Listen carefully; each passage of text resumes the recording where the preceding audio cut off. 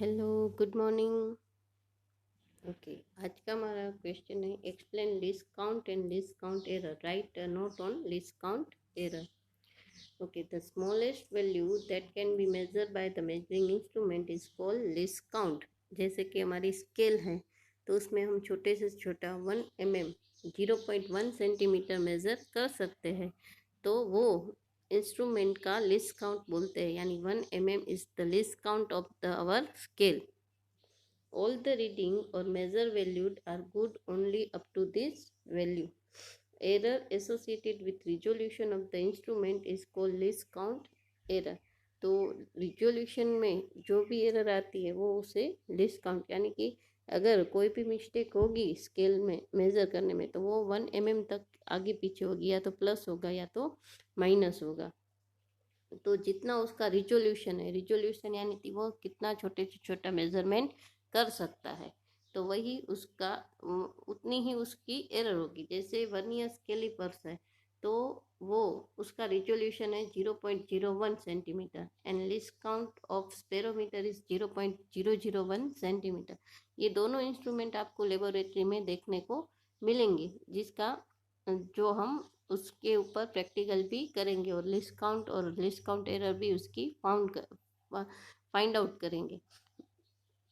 तो least count error belong to category of the random error but within a limit size.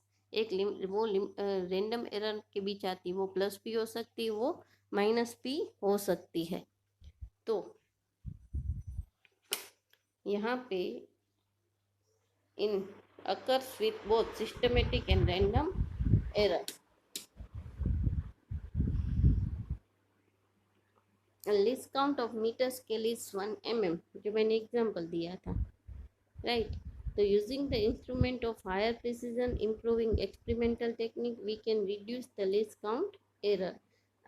अच्छे से अच्छा instrument हम use करें जिसमें एरर फ्री हो, और हमारी जो टेक्निक है उसमें हम ज़्यादा अच्छा परफॉर्म करें, तो भी ये एरर को हम कम कर सकते हैं।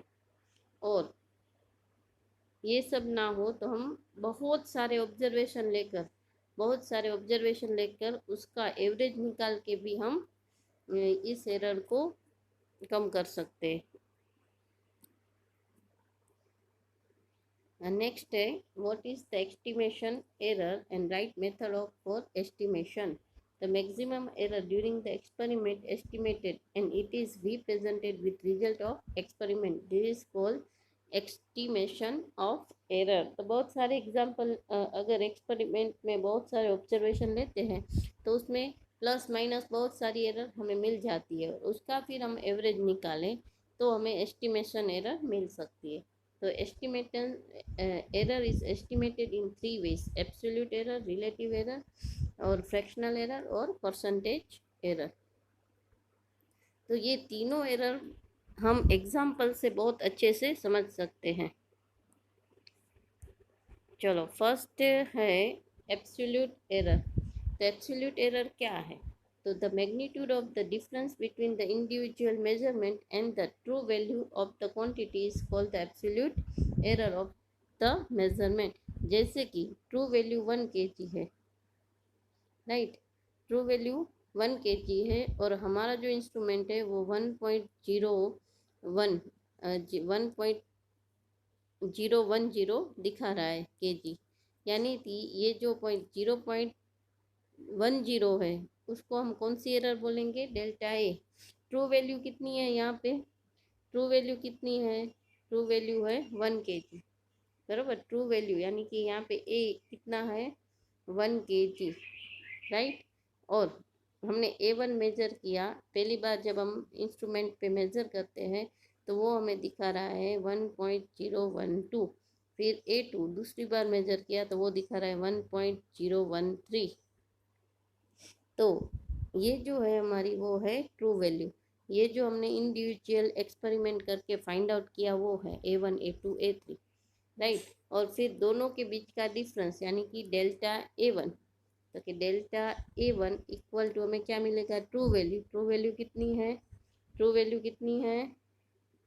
जो हमारी वैल्यू आई वो कितनी है? 1.01 टू माइनस ट्रू वैल्यू यानी कि ए माइनस ए, आया समझ में, ए मीन।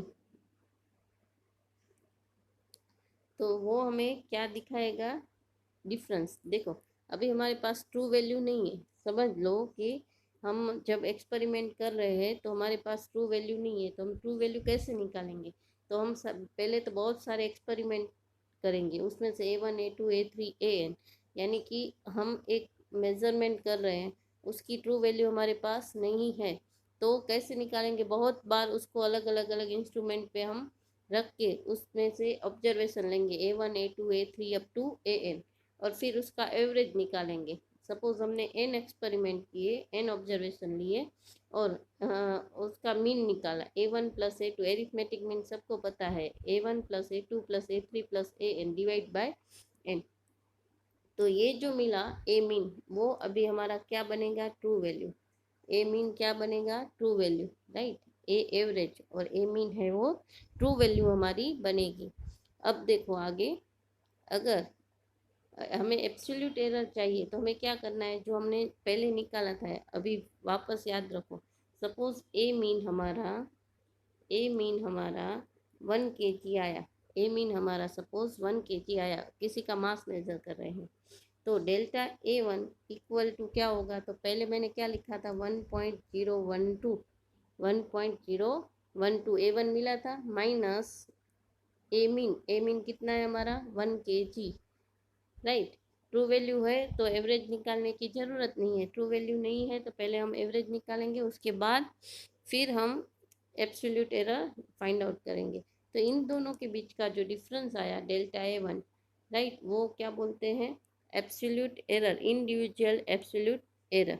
तो ऐसे ही हम सबके लिए निकालेंगे, delta A1 delta A2 delta A3 up to delta AN। फिर हमें एवरेज एब्सोल्यूट एरर निकालनी है, तो क्या करेंगे, ये जो डिफरेंस मिला है उसको डिवाइड बाय एन, यानी कि हमारे पास एन एक्सपेरिमेंट है, और ये जो आंसर मिला that is our absolute error, that is our absolute error, right. तो एब्सोल्यूट एरर को हम, वो प्लस भी हो सकती है और माइनस भी हो सकती है। अब आगे देखते हैं रिलेटिव एरर और फ्रैक्शनल एरर। तो रिलेटिव एरर किसको बोलेंगे, जो भी हमें एब्सोल्यूट एवरेज का मीन मिला, एब्सोल्यूट एवरेज का मीन यहाँ पे जो लास्ट में मिला था एब्सोल्यूट एवरेज का मीन, राइट, उसको हम अगर एवरेज मीन से डिवाइड कर दे तो जो भी मिलता है इसको बोलेंगे फ्रैक्शनल एरर, और वो denoted by delta A. Ratio of average absolute error to the average value is called relative error और फ्रैक्शनल एरर। और परसेंटेज एरर, तो जो भी हमें रिलेटिव एरर मिली है उसको मल्टीप्लाई बाय 100% कर दे, दैट मीन्स हमें मिलेगी परसेंटेज एरर और फ्रैक्शनल एरर। और ये अच्छे से आपको एग्जाम्पल से समझ में आएगा। एक एग्जाम्पल हम लेते हैं और उससे हम इसको समझते हैं, ठीक है।